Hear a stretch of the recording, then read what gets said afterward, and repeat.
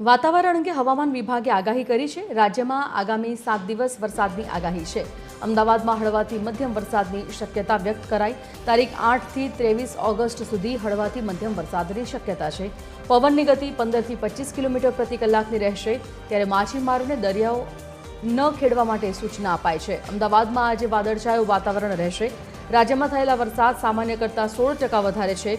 હમણાં કોઈ એવી સિસ્ટમ નથી સક્રિય જે ભારે વરસાદ લાવે।